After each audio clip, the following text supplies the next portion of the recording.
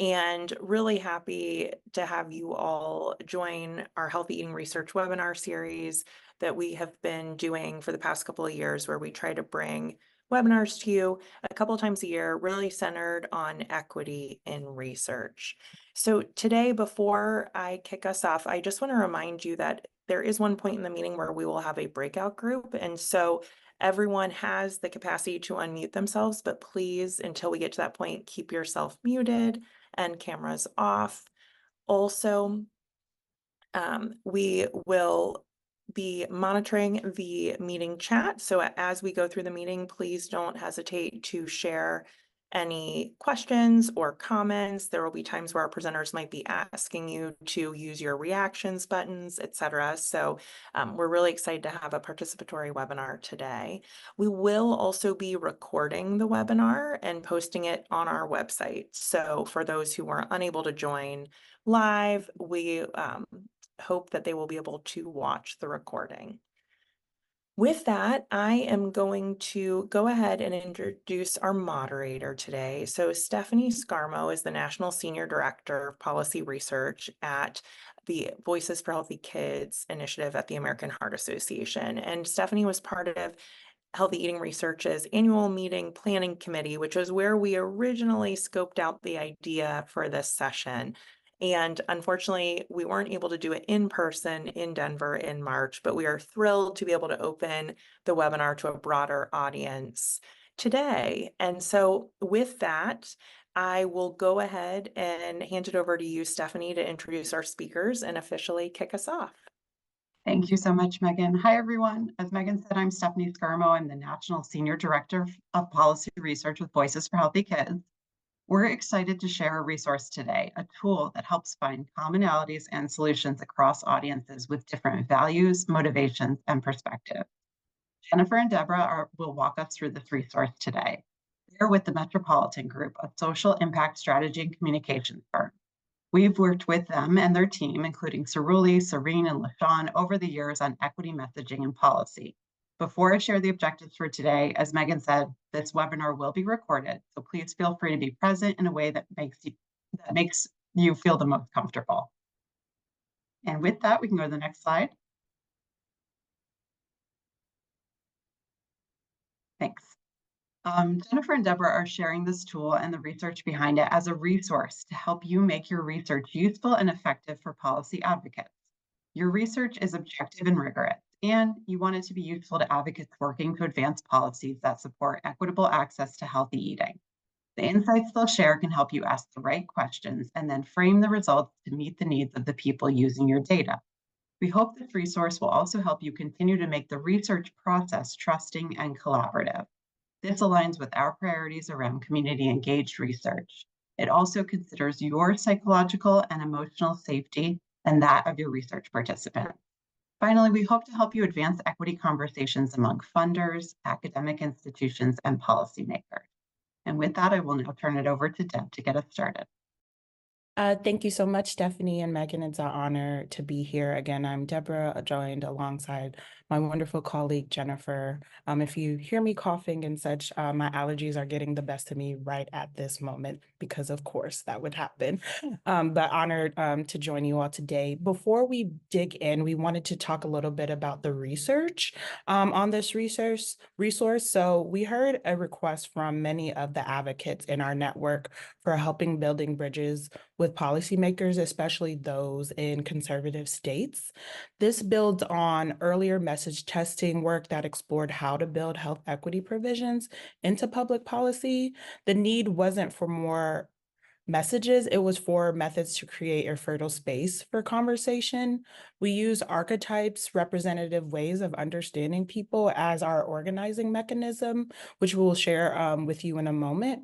We built the archetypes around perspectives on prenatal through 3 issues, then further explore them through the lens of preemption and local control.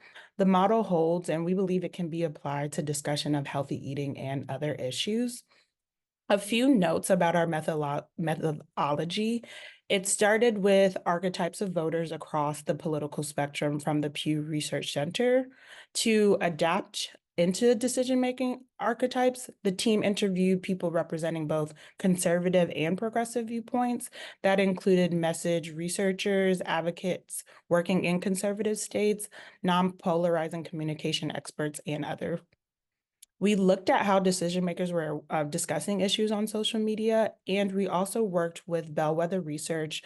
They are a moderate conservative learning research team.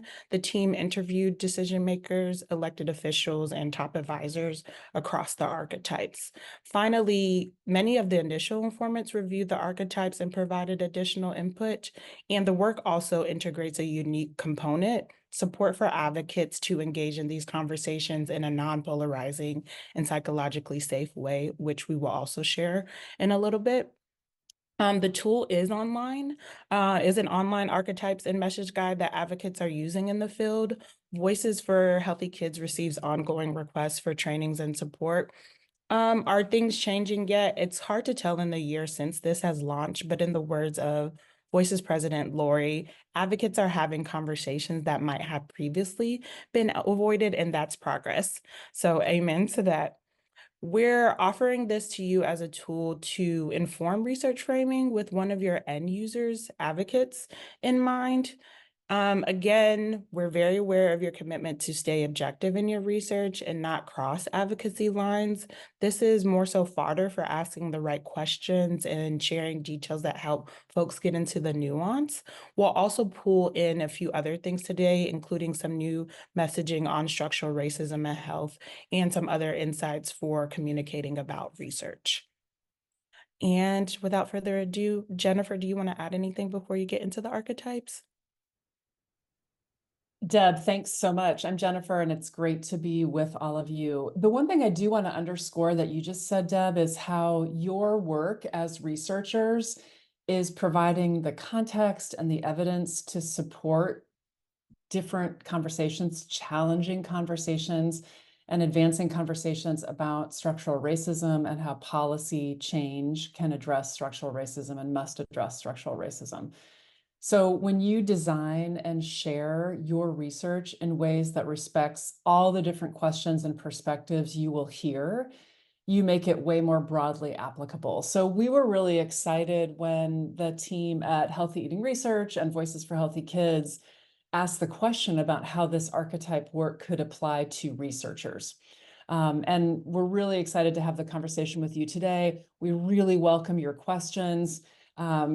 Push on us and help create examples of, I'm working on this, how would I apply this in my work? Or I'm nervous about this. Really bring that in because you'll help each other and help us continue making this better. The other thing I was thinking about is in the research that we did that Deb was talking about, we talked to advocates working on progressive issues, and we talked to conservative decision makers. And everybody we talked to describes a similar need to be heard and respected in whatever way that means for them, right?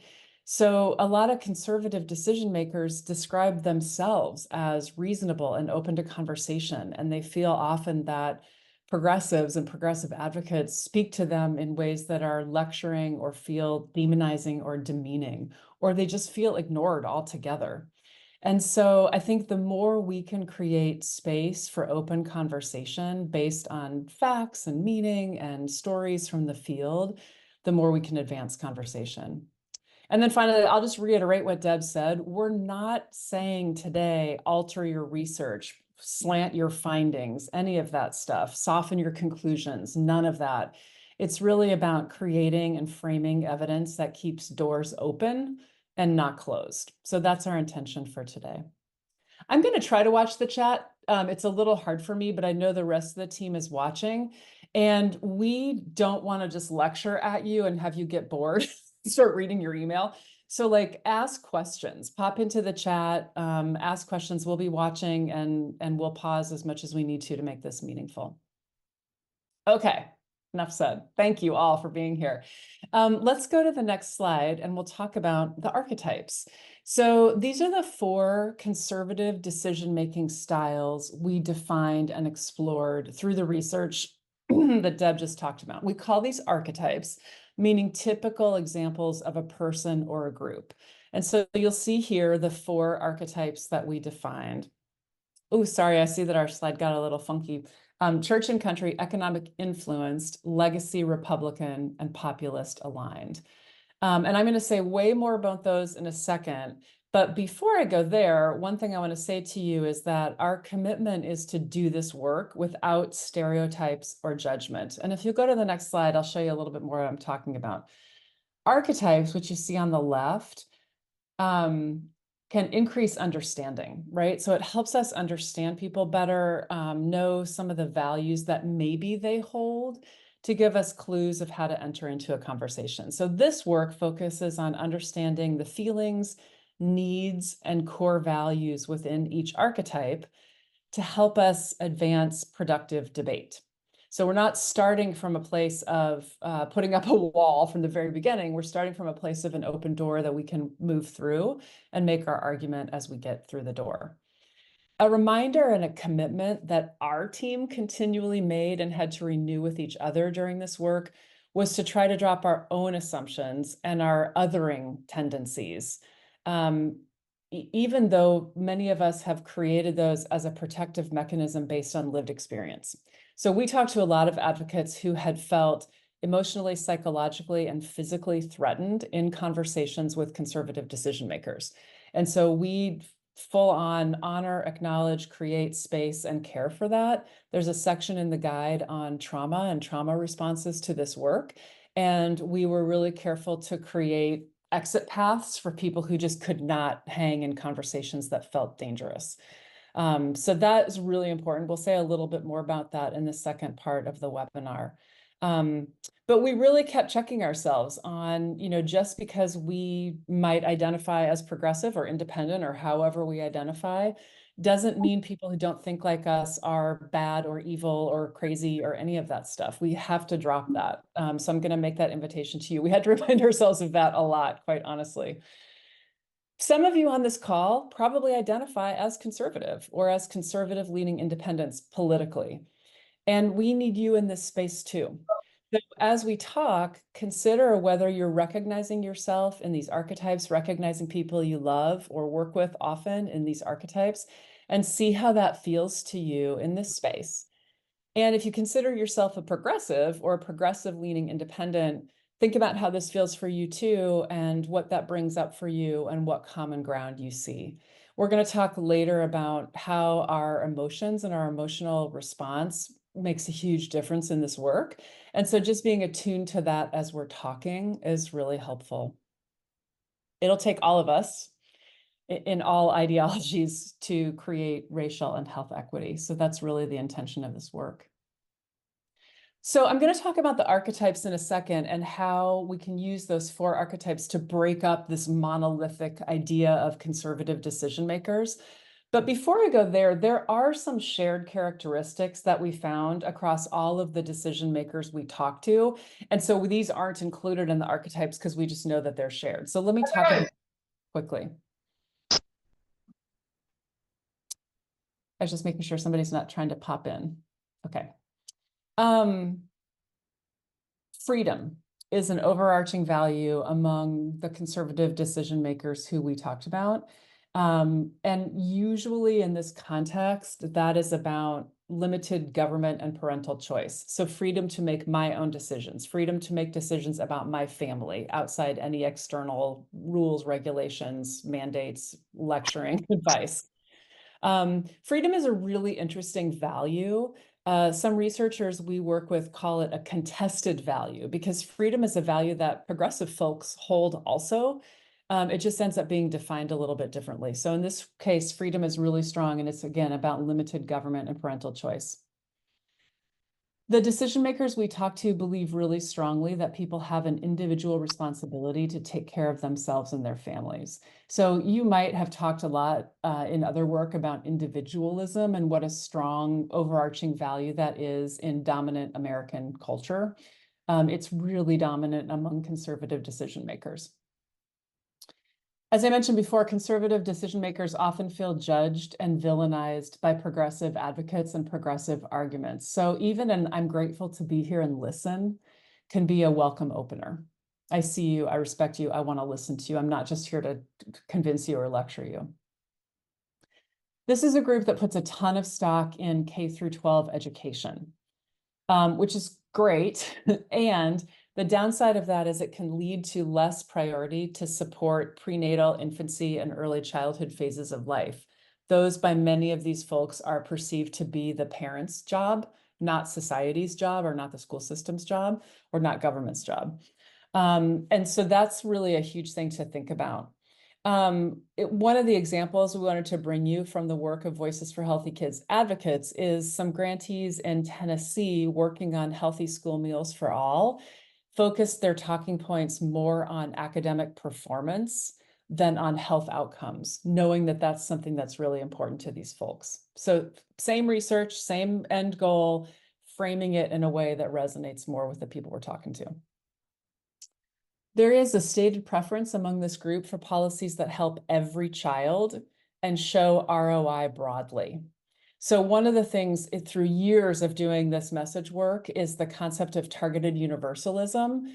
We want everyone to benefit. We know we'll be more successful if we start in one place and then expand. That notion really holds well here.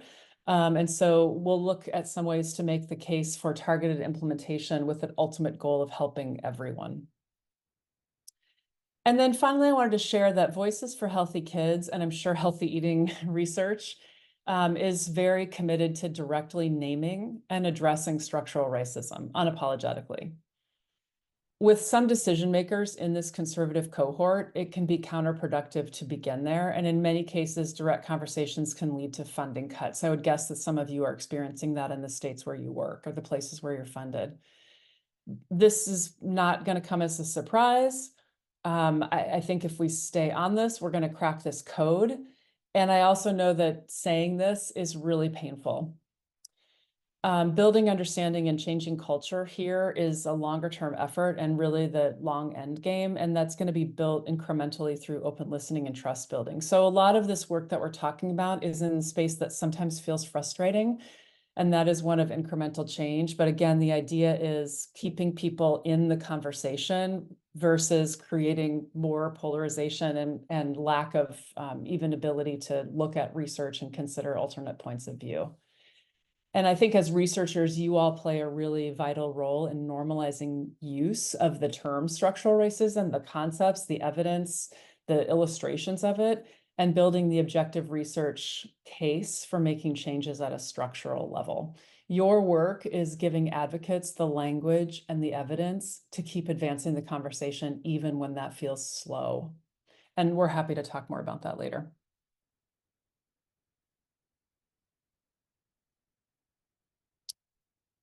One guide that we're popping in here to offer you is a new Robert Wood Johnson Foundation research that you might have seen. It's a structural racism and health message guide. And I'm going to make a note to myself to pop the link into the chat for this when I'm done talking to you. If you haven't seen this, it's a great resource. There's tons of information and research online about it. Full disclosure, our team was part of the team that worked on this. There's a link, I think, also in the packet that you received. Thanks, Deb. So this slide shows how the research team on that work, which was led by Lake Research, grouped people based on a national survey. And so you can use this as a starting point to understand where audiences receiving your research might sit. So in the general population, about 25% of people are not open to conversation about structural racism and health. Just don't acknowledge it, fight the concept. That's probably not our audience. They're probably not using your research. We're probably not going to convince them anytime soon. And so we just know that they're there and we understand the arguments they're making and we do our best to be louder and more convincing. That leaves 75% of people ready to dig in. And that's huge. We can win with 75% of people. 31% of those people already see the connection. They're already talking about structural racism and health. They get it. They're working at a structural level. 44% are open to the conversation. So these are folks who maybe don't think about it every day, don't really see structural racism. They might say things like, why do we have to keep talking about race? Isn't this about class? That kind of stuff, right? They're not closed, They're not all the way there. This is a really important audience, and your research shared and presented in a conversation opening way can be a tremendous asset. The RWJF research, if you go to the next slide, reminds us to lead with values, and that's also the core of our archetypes work. The research also recommends what we call a message ladder that's also aligned with this research for Voices for Healthy Kids that we're sharing with you today. So in talking about issues, community strengths and needs, when we lead with a shared value-based ideal, that's really powerful. So that could be something as elemental as healthy food is a priority for every family's health and well-being. That's really hard to argue with. That supports a freedom, that supports parental choice, parental power, right? So starting there from a value, opportunity, inclusivity, unity, justice, and hope, those are values in the Robert Wood Johnson Foundation research that really resonate at a population level. A really great way to talk about structural racism and health is to describe the problem and the positive vision for where we want to go.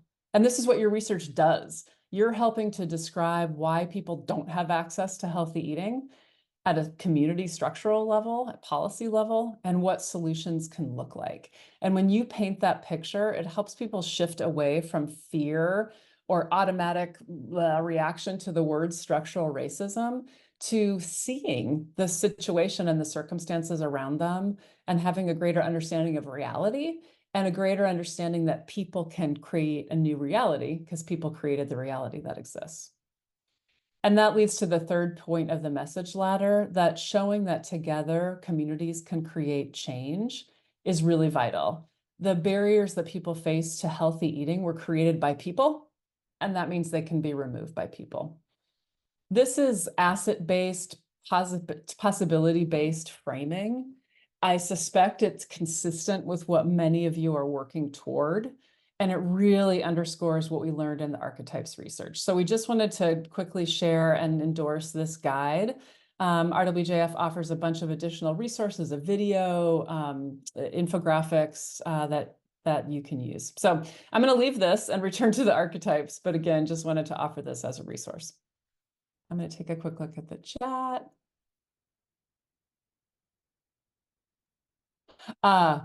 Elena, thank you. I'm a little confused because the last slide suggested not talking about structural racism, but then this is a way to address it. Yeah. This is complicated territory. So what the archetypes showed us is that coming in right away, talking about structural racism usually is not helpful with conservative decision makers. What can be helpful, often is helpful, is coming in and describing the conditions that exist in a community.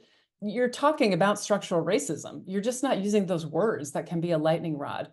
We want to move past that eventually so that those words are words in our vernacular that we all can talk about, but right now they're not. And so what we're trying to do is figure out, how do we talk about structural racism in a way that has like a longer lead in?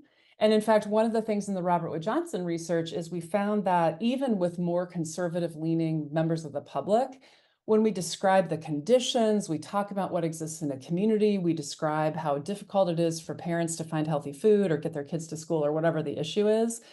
And then after a little while, we say, this is called structural racism. We're in a different place because we're already in conversation. We're already connecting with the person at a values level before we throw a term that is a value signaler to many people. Does that make sense? I see you nodding. Thanks for that question.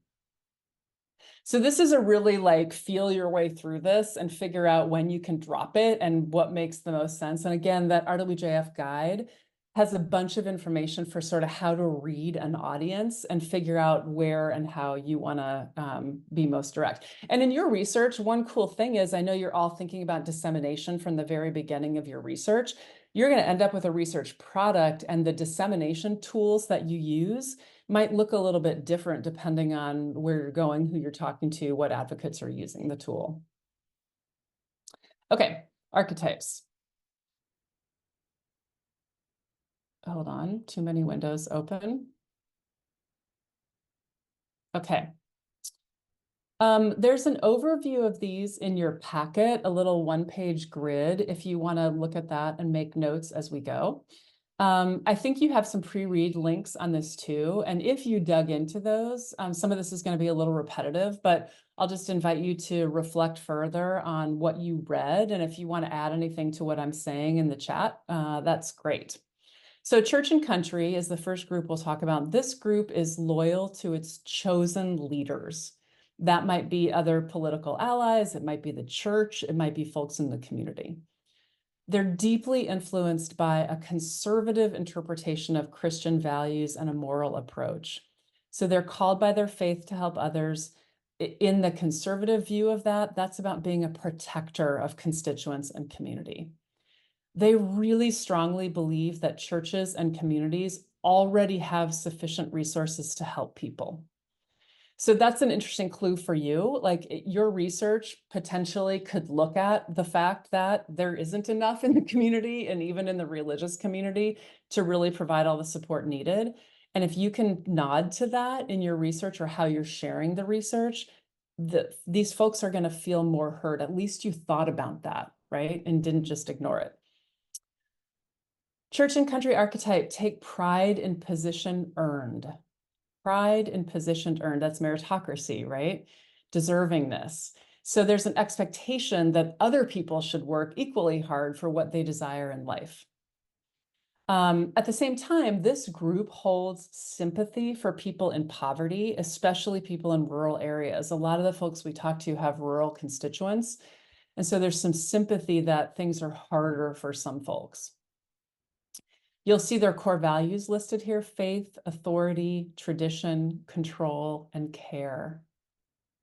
Values are so interesting. Like, again, I hold a lot of those values as a progressive thinker. They just look different. They have a different flavor, right? And Jen, Mary in the chat said, does this only apply to conservative Christian values or also other faiths? Ooh, that's a good question. Mhm. I'm just thinking, most of what we heard in the research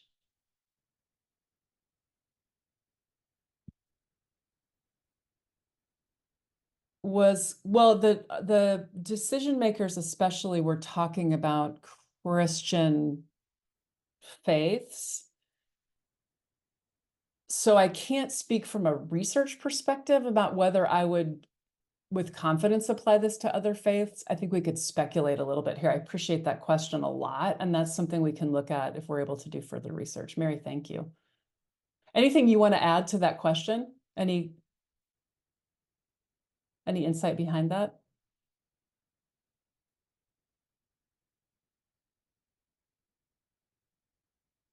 All right, Mary and others, I'll watch the chat if you want to layer into that question. Thank you. Okay. Who they trust: faith leaders, doctors, and small businesses. So one of the things that's interesting, again, as archetypes have been using this work, in talking about SNAP incentives, some campaigns are focusing on the impact of selling more fruits and vegetables on local agriculture, small business, local farmers, local agriculture, right? Versus food security or health. So again, same argument, same facts, we're speaking to this value and this trust in small business and impact on small business and community. One of the things we asked in our research is what people would ask from advocates and anybody else sharing information with them. How do you want to be approached? And so this group suggested acknowledging the importance they place on faith and the role of church and nonprofits to support families. So again, nodding to that in your research, doing that before you dive into the discussion of the role for government can show that you at least understand where folks are coming from and are open to a broader conversation. And just know that this group wants the best for people. They believe in their deepest heart that they are doing the best for people in the work that they're doing. They just might see different paths to get there. So listen to the underlying values and speak to those. Let's go to economic influence. This group of electeds, right, tends to be highly educated and financially secure. They, not surprisingly by their name, prioritize the economy and business strength, and they favor limited government. So an example here, in sugary drink campaigns, advocates are finding that talking about the revenue raised resonates more for this archetype than the health impact. So again, same facts, same outcome, talking to something that is really important to them. They're passionate about discussing the details of the policy, especially the data and numbers supporting it, so that they fully understand costs, benefits, and return on investment. So these are folks who are going to dig into your research, and they're going to be looking for, where's the money coming from? What's the ROI? I know that's a really hard question for those of us in public health to answer, but that's what they want to see. This group favors limited government. They believe that the public sector alone is inefficient and ineffective for solving problems. So they're going to look to corporate, free markets, again, ROI. Their values: freedom, again, individual choice, and control.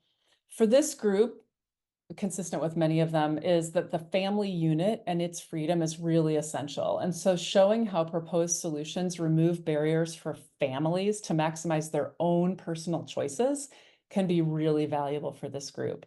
Your research is showing how to remove barriers so that families can make the best choices for their family.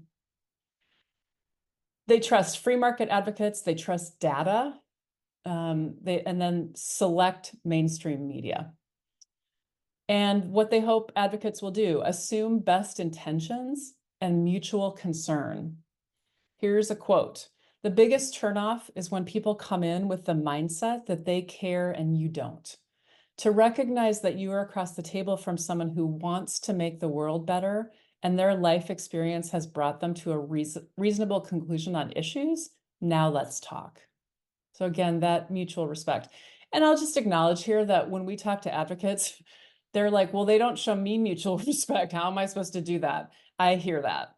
And we're going to do the best we can to be open-minded, show mutual respect. Again, leaving exit ramps for when the conversation becomes untenable. Craig, but how do you get this group to acknowledge the interest and direction may value economic gain of some over the overall benefit of the population? That's a great question.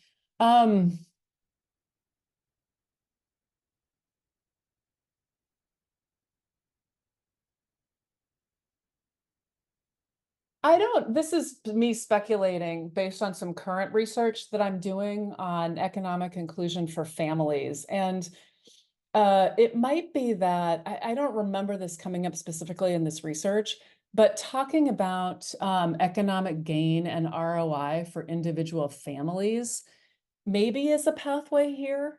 So like, this is where I think your question is going, is like, we're talking about economic gain of corporations and business owners and the 1% and folks who have typically been privileged by laws and policies. And potentially, yes, exactly. Poverty by Demand by Matt Desmond is great. I don't know how influential it's going to be with this particular audience, but it gives us some ground to stand on. Some of Us by Heather McGhee also is such a fantastic resource for talking about how continuing to ignore and allow some families to continue to fall into and stay in poverty actually harms everybody. That's a targeted universalism argument. Those are both really great resources. So Craig, it might be that talking about how we want economic benefit for communities and businesses and the economy in general, and also for individual families who make up that economy, might be a pathway there. Does anybody else have anything to add into that?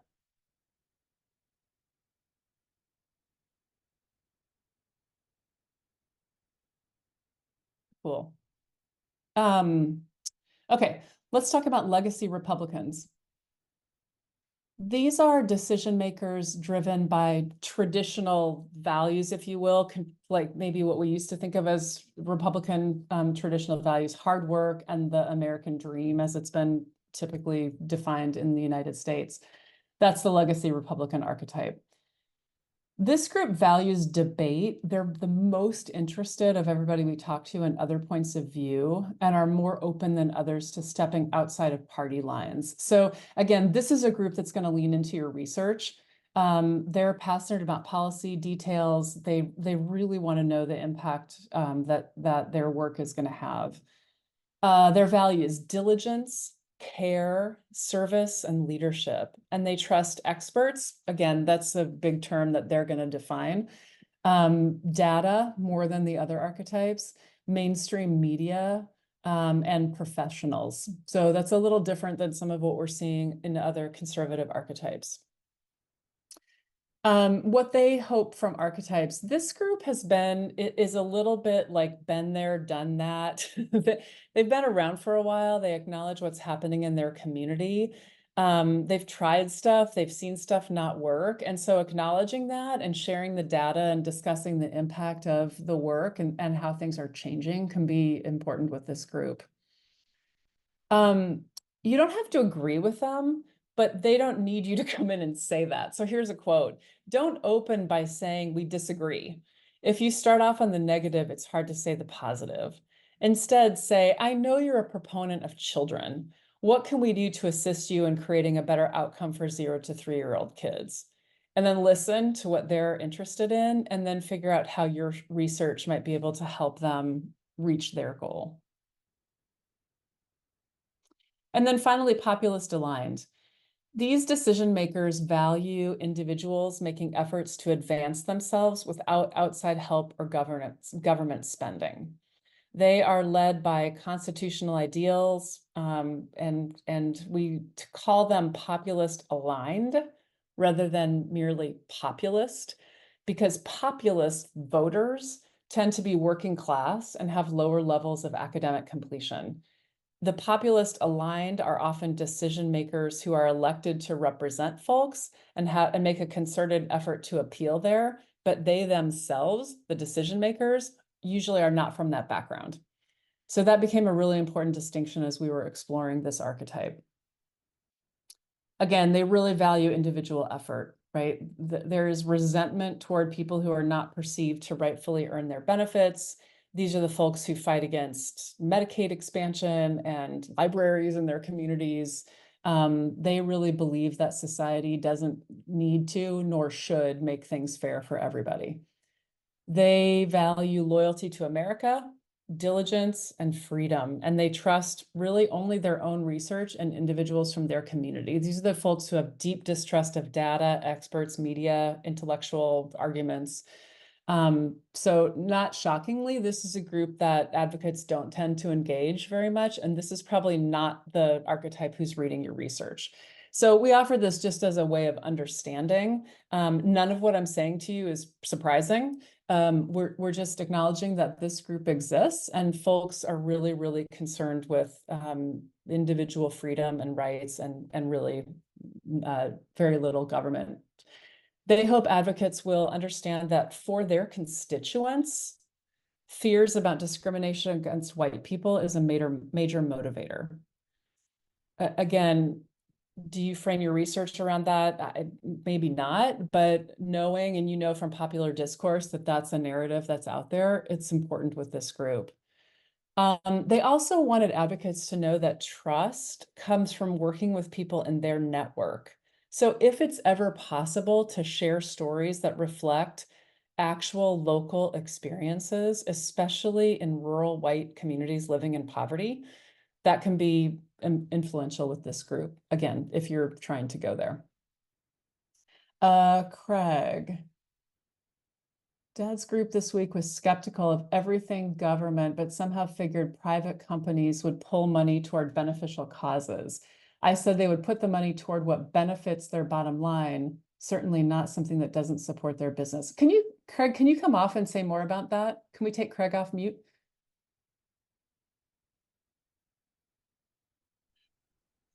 Yeah, sorry. It was just kind of that economics discussion. It was the dads were saying basically, we don't want our money to go to the government because they just waste every dollar. And I said, okay, but if you leave it in, if that dollar is left with a corporation, that dollar would not necessarily go to benefit everybody. It would always go to support something that is in line with that business's mandate. And so I was saying, in some cases, the money would be more better to the broader community if it was allocated without preference to a particular industry or another mindset. And they just didn't have anything they didn't agree with me. So eventually I left that conversation, but But yeah, that's what it was. Well, and I think what I hear you saying is you were trying to lean into that bottom line, economic driven decision making and frame it a little bit differently. Yeah. Yeah, exactly. I was kind of saying, like, look, if you're saying it's money that you're going to, use for a good cause anyway, why would you be against that money kind of being used, in the most, to have the most impact? And their argument was they could find a better choice of where to put that dollar. Yeah. That's a great, and it sounds like they didn't agree with you, but maybe they didn't also slam the door and maybe you gave them something else to think about. One of the biggest things we found in this research was just the stance of like and we all as advocates can get in the stance of like throwing arguments and throwing facts. And even just pausing for a second and thinking about a couple of questions to ask. Why do you feel that way? How do you think local families are affected by that decision? Like in a really try to stay super open and curious. That can be a great stance. I was just thinking about a book that I think is great. It's by a writer named Monica Guzman. She's part of an organization called Braver Angels that does bridge building between political adversaries. They're not an advocacy organization. They're a like conversation bridging organization, Braver Angels. And her book is called I Never Thought of It That Way. And she writes from the perspective of, she's a Latina woman. She lives in the Pacific Northwest and her family is super conservative. And so she came from the perspective of like, how do I stay in relationship with people who are so different than me? And it has to come from a stance of listening and not immediately trying to persuade. And she's now turned that into something that folks can use in their individual relationships and also in their work. So to me, it's another great asset for how do you listen and come at this from a place of questions and curiosity before you start convincing and advocating. Okay, Deb, you're adjusting the time because I just went way over on the archetypes. Thank you. I'm going to hand this back over to you. It's totally, Oh, I do Bambo, have a hold on one question. second. I see a question. Sorry, Deb. Bambo, you can go ahead and ask your question.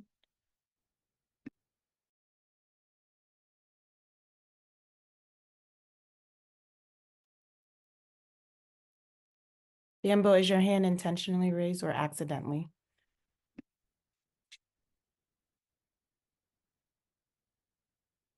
Okay, feel free to type in the chat if you have a question in the meantime. Okay, we're still okay on time, and the next portion is pretty important for us to explore with you all. So next slide, please. Awesome, thank you. And thank you to Jennifer for that robust presentation on the archetypes. Hopefully that will help inform your breakout sessions. So with the application to research, again, this research was created as a tool for advocates and still it absolutely has applications for research as well. You can use these insights to shape your inquiry and communicate your findings in ways advocates can use. You'll see some prompts on the slide and there's a worksheet in your participant packet that can help you apply these in your work. So the prompts you'll see that we're offering are 3. So first category is shape your research questions. For example, thinking about the archetype you choose, what opposition or skepticism do you anticipate? Are there ways you might shape your questions in a way that would address the concern? Jen kind of hinted at this a little bit earlier. And then in the other way is what questions might you get asked about your research to poke holes in by this archetype? And can your research head these off? Second category, framing your findings. How might you frame your findings to be most broadly applicable and persuasive for the archetype you're considering? What would you lead with? And lastly, preparing for presentations. What questions do you anticipate? What do you need to do in the research and framing to be ready for those? So those are the 3 categories rather, that we hope you can think about as you apply it to your research. So what we're going to do is practice this in real time. We're actually in a moment, we're going to go to breakout groups and work through the worksheet together. In your group, we want you to choose one research topic, choose an archetype. We can't work through all the archetypes today, so just choose one and think through the prompts that you see here on the screen. Did everybody get a participant packet? Just want to make sure before we send you out into the breakout groups. Okay, so in about 15 minutes, 10 to 15 minutes, we're going to come back and we're going to select a couple of groups to share aloud what insights and questions came up for you all. And then we will continue to the last portion of our presentation before we wrap up. I'm Deb, seeing, oh, sorry, Deb. I was I just going to feel address. Go ahead. I'm trying I to, was just seeing Riven's question in the chat. I wonder about the word accountability in these conversations for the government and for business and for nonprofits doing good in the community. Deb, should I address this now before we get into breakouts? Is that okay? absolutely. Okay. I was thinking about this and I was starting to type a response, and let me try this, and then I think this is something you could play with in your groups too, and we can come back later. And Deb, please layer in here, and Stephanie too. I think that all of these decision makers talked about the accountability they feel to their constituents, right? So I'm accountable to people who value the church and the church's role in community above all else. I'm accountable to the people who elected me who actually wish I wasn't even here because they wish we didn't have government. Like, so they feel accountable in that way. How they would define accountability for businesses and for nonprofits, I think, and I'm speculating here, I think this would be really flavored by where their values lie, right? So some of these folks don't feel like it's business's job to be accountable to the community. It's business's job to make money for the economy. Some of these folks, like the church and state people especially, would say, yes, nonprofits are accountable to the community. In fact, nonprofits should be doing everything and not government. So the accountability thing is interesting. And maybe the way to go about that is to ask what accountability means, and then sort of go from there. Anybody want to layer into that? It's an interesting question.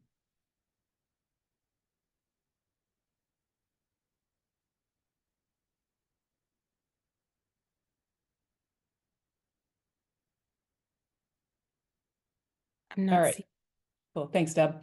Of course, I'm not seeing anything in the chat. I saw a few of you noted that you did not get the participant packet. If you, okay, I seen people found it. There was a reminder email sent yesterday with the participant packet in a Word and PDF.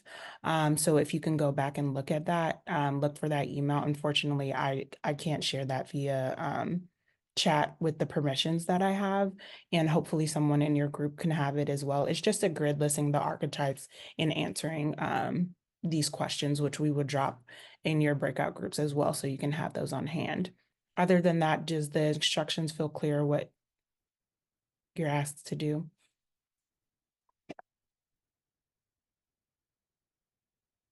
All right, awesome. Megan, break us away.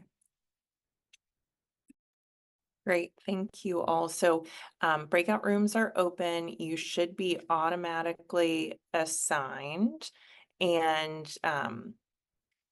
be able to just join a breakout room as you go. So let us know if you're having any issues, but you should be all set.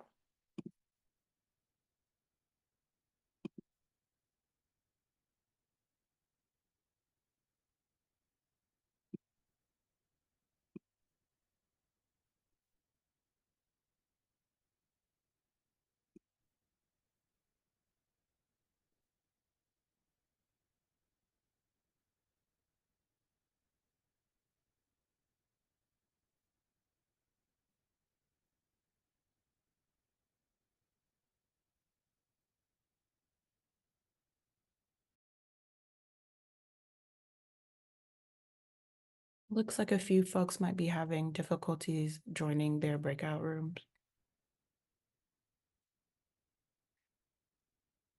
I think Megan might still be working through it, so hang tight, folks.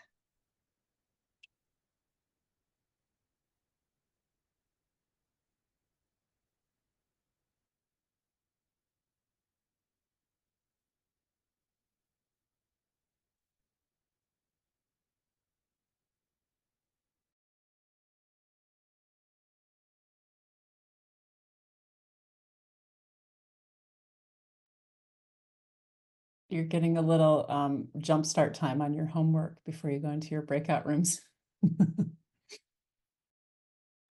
Yes, sorry, everyone. This is making me now reassign everyone manually. So if you can just take a minute to prepare mentally for what you will be talking about, that would be wonderful. I'm doing my best to get you all in rooms as quickly as I can. Apologies. Thank you, Megan.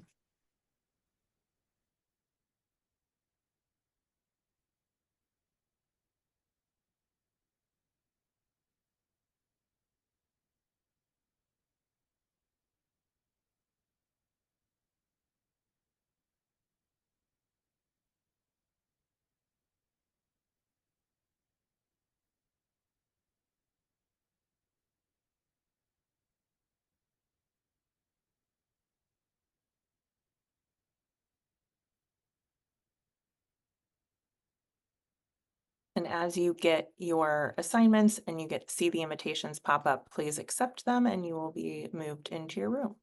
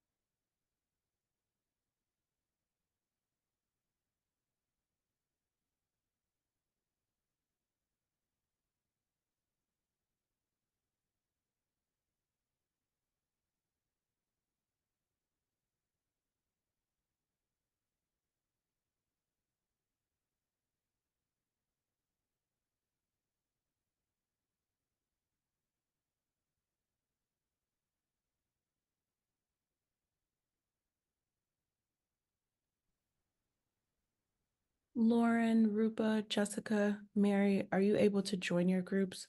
You have been assigned.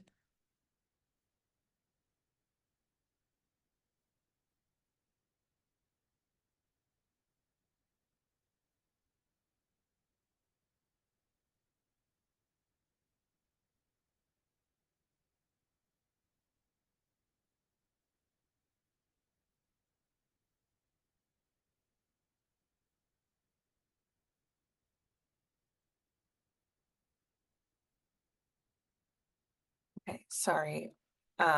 I don't know why the auto assignment did not work. I'm really sorry. I Oh, was it's trying to not. just reassign quickly as we were going. No worries, Megan. Thank you for doing all that. It looks Um, like Natalie might be in the room by herself. Okay, I'm room seeing. number is that? I think I she. just tried to move her to the first room. Thank you, Lauren. Awesome. Yeah, I'm just Thank looking you. at people Yeah, that yeah. themselves. Perfect. Thank you so And much. I'll move Nancy as well. She's allowed. Thank you, Lauren. Yep. I think as people were assigned, a couple people dropped off. Yeah. So apologies for that. Hopefully they rejoin. We still have a bit of time. It's okay. Okay, I'm gonna pop into some just to see how folks are doing. Okay.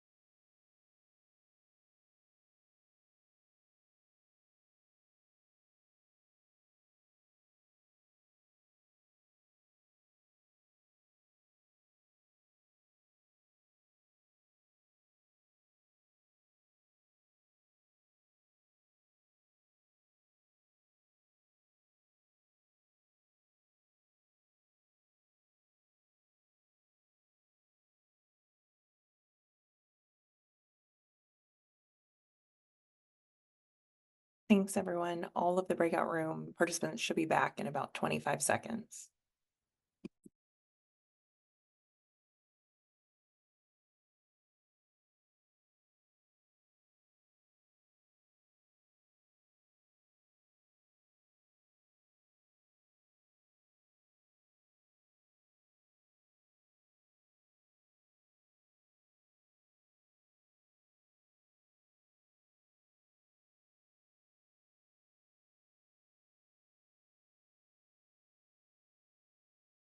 Hi,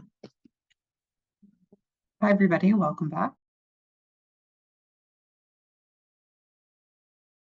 Hi, everyone. So sorry we were duped on time. I do want to say you all are so kind. All the groups that I popped into, everyone gave me warm welcome as if I was part of the group the whole time. So thank you for making me feel special. You all were also having very good conversations, and I loved what was coming up. I think one person was like, Deborah, can you help me more? I was like, no, this is exactly the work, like what's coming up for you and you trying to figure it out. And you were listening to yourself. So I loved it. It was nice to see you all conversing in real time. Is there anyone that wants to share? We have maybe about 5 minutes or so, 5 to 7 minutes for some folks or some groups to share what was coming up for them. It's totally okay if you didn't get through the full worksheet. We just want to hear what was coming up for you and any insights that you'd like to share. And just please feel to raise your hand and drop in the chat.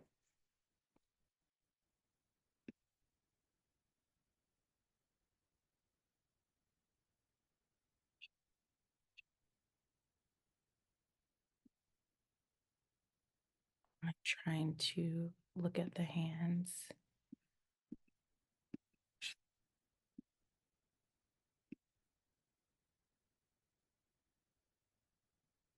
Anything coming up? Mary, I see your hand. Yeah, I can share our example. It was definitely, I really enjoyed that process and it was very challenging.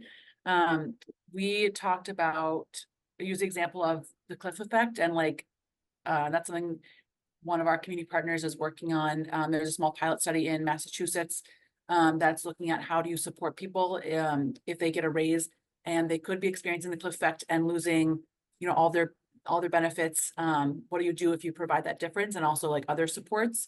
I found myself kind of getting stuck in showing the data of like, okay, if we show the data that they are able to, if they have more money, that they're able to contribute to the economy. But the other Mary in my group reminded me of like, what are the values that we could draw upon with these different archetypes to help maybe frame our conversation differently. But it's hard because we kept getting stuck in what we would want to hear and like conversations that we have internally within our own teams and community partners, and maybe not what would be coming across in dialogue with someone who's part of like the legacy Republican group or more economic minded. Mary, if you want to speak to some of the thoughts you shared too. Sure. No, it was a great, it just like hurts your brain to like try to get out of like whatever like box you're in. You don't even know you're in it until you try to like figure out another way. But just looking at the values, one of the things I was just like, well, maybe efficiency. just just grab one. And so maybe it's like it's really inefficient if people go off and on benefits. And so like, I mean, we didn't get very far with this, but just trying to like think about like another way, and working off of values and how to frame it. And then even as we were talking, I'll just own like I don't remember how you talked about it, but I fell into my progressive elitism looking down my nose. I made a comment and I was just like, oh my God, I just did it right there. I said something like, oh, well, if they care. I was like, well, Yes. The I just fact did that it. you taught yourself is huge. Yeah. Yeah. Mary, the other thing I was going to say is it's interesting, and I feel the same way. I live in Portland, Oregon, right? I live in the progressive capital of the universe on some days, right? And I get stuck in my bubble too. And it's just such a good reminder to try to put yourself in spaces as hard as it is where you're having these conversations. and hearing different points of view, because yeah, I'm totally with you. And again, seeing that and interrupting it and questioning yourself is really huge in this work. Thank you for that. Thank you, Mary, ×2. I want to lift up Craig. I want to also note how organized Craig was and the team when I went into the group. They were sharing a screen, they had the worksheet up, they were organizing all of their thoughts, and they thought they were going to get graded. And you all, please, this is not school at all. And we appreciate, yeah, Craig was amazing. But it looks like your group, Craig, chose economic influence. You chose framing your findings portion, and you all were speaking about the economic benefits of pooling resources, aka money and time, to get more and better results that are of interest to local desires, allows for smaller government as they aren't doing all the work or paying for all the work. That's great.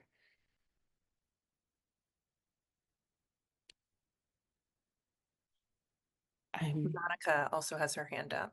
Thank you, Megan. Yes, Monica, please.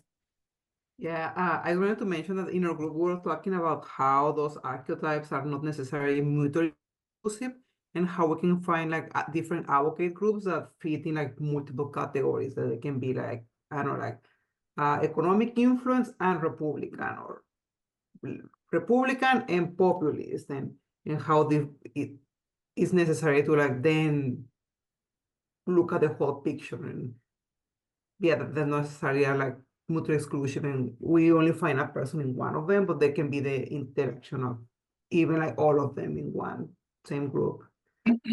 That's great, Monica. And that kind of speaks, we didn't really get into detail of the dials of like kind of how some people might fit into multiple categories, as well, and how can you cater to people that fit into like not just one. They're not siloed, they're into multiple categories. And in the resources guide, we'll talk about this a little bit in the end. We talk a little bit more about that, and some resources of how that could help too. Jen, any points to add before we move on? Unfortunately, before we move on. The slide you're seeing is the dials that Deb just referenced, and this acknowledges both what you all are saying, that like, no, these aren't boxes. Nobody fits into one box, and you might be in one archetype on one issue and another archetype on a different issue. And then we were also looking for things that vary within dials. So like urban and rural, it feels really different for some of these folks. And on the urban rural thing, one of the things I remember is in rural communities, people would say, you come in here arguing about like daycare and stuff that we don't even have. So it's not relevant. Like, of course, we're leaning more on community. We don't have any of these other programs here. So that looks really different. Younger, older looks really different. And there's going to be a bazillion other dials that you find. So this is all like blends of archetypes and characteristics. It's a start point that can be really helpful. Thank you, Jen. We're going to move into the last portion of our presentation, but please feel free to continue to drop your thoughts. I think some thoughts kind of marry into this next section of like, there were a lot of feelings that were coming up for you all, and we're going to touch briefly on that now. So based on advocates' repeated comments about how difficult and personally harmful and exhausting this work can be, we wanted to build in additional supports. So we worked with Anasuya Starbear, a non-polarizing, non-violent communication specialist, to build in some techniques and exercises. We're sharing this so you have the context at the top of mind as you think about who can use your research and how. And remember that advocates aren't working in data and analytics spaces. They're working in these 3 levels of awareness here: head, heart, and their gut. They are balancing values, emotions, feelings, and needs of everyone they work with, the people in the community who are working to create the change, the policymakers they are trying to influence, and themselves as people who are often in contentious conversations. And as researchers, I think this can ring true for you as well. And I even heard it as I was visiting some of your breakout groups. You may feel attacked or on the defense about your work, why it matters, and even the value of science and data. And we think these techniques can help as well. So what I'm going to do is I'm going to preview this briefly. And also, again, there are a lot of resources online and in your participant packet as well. So next slide, please. Brief example of how this works using a technique we call non-polarizing translation. So you might hear this in your research and other discussions, and I quote, "A focus on and access to prenatal care is very critical, but I would qualify that. Their choice of prenatal care, a government prescribed approach to healthcare, does not rank high. Universal preschool is an example of what would be harmful. It could lead to government dependency. The early years should be focused on the family and that family's choice, whether it be getting vaccinations or attending pre-K." So I want you to sit with that for a minute. One, how many times have you heard this? And think about what feelings are coming up for you as you hear this statement. So it could be a pit in your stomach. It could be some nervous energy in your hands. And this could signal some defensiveness, even anger. And so when those feelings are coming up for us, combative defensiveness, all of those things, we're usually going to respond from a not so great place, and we probably want to respond from a place of data. So you might say, according to the Urban Child Institute, pre-K is a great precursor for school readiness. Their research shows that the brain development before school entry builds the foundation for success in school, at work, and throughout life. In fact, one study showed that kids who got accepted into preschool ended up having a high school graduation rate of 70%, 6 percentage points higher than children who were denied preschool. If you respond from that place, that might sound okay to you, but that probably won't open the door for these particular archetypes that you are trying to speak with. So instead, what if you paused, tried to hear the values and needs underlying the comment and responded from there? And that could look like, I hear you believe access to prenatal care is essential, and understanding the role the government wants to play and respecting the family's decision to be a part of the decision-making process should be foundational. If we responded like this, there are ways that we can imagine this conversation could go, and hopefully for the better. So we share these examples all in all as just we invite you to play with this tool in the guide as you continually work with community, with compassion in your research, and thinking about how might it support you to initiate conversations and ensure safety. And also, as you're preparing for research presentations and discussions, or give your work to advocates having policy conversations, think about where might it be most productive to make a value statement versus a pure data statement? Where may you or your audience get quote unquote triggered, and how do you prepare for that?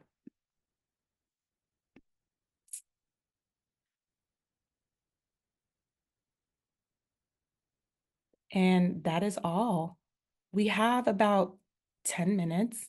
There are additional resources here that you see on the screen that are also in your participant packet, but I do want to open the floor for any last minute comments, insights, anything else that's coming up for you about the archetypes or non-polarizing, or just comment in general. Yes, please submit via chat or raise your hand.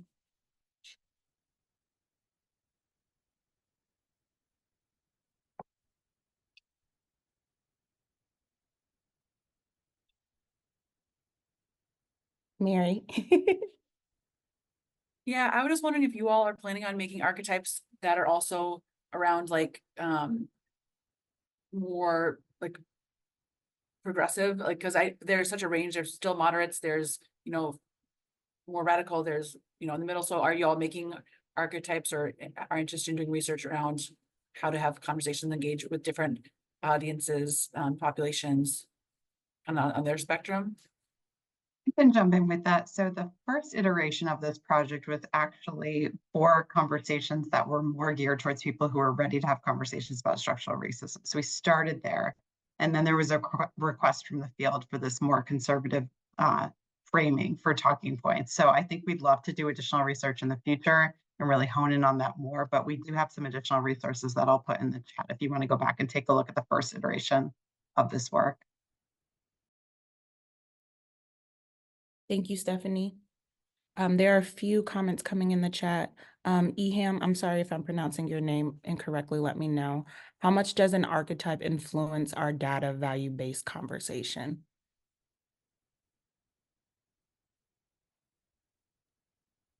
To me, if I'm understanding your question right, it's the core of your conversation. So you always are more effective when you start with values versus starting with data, always, no matter who you're talking to.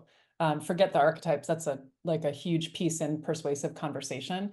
And so if you can understand the values of the people you're talking to and connect at a values level first, and then offer data that supports their values, people are way more likely to be open to an argument that reinforces their personal identity, which is grounded in their values, than if you come in with something that makes them feel defensive or not seen or belittled or judged, right? So in any of this, I think the one of the big powerful pieces of this archetype work offers you is some different values that you can lean into. But am I not understanding the question?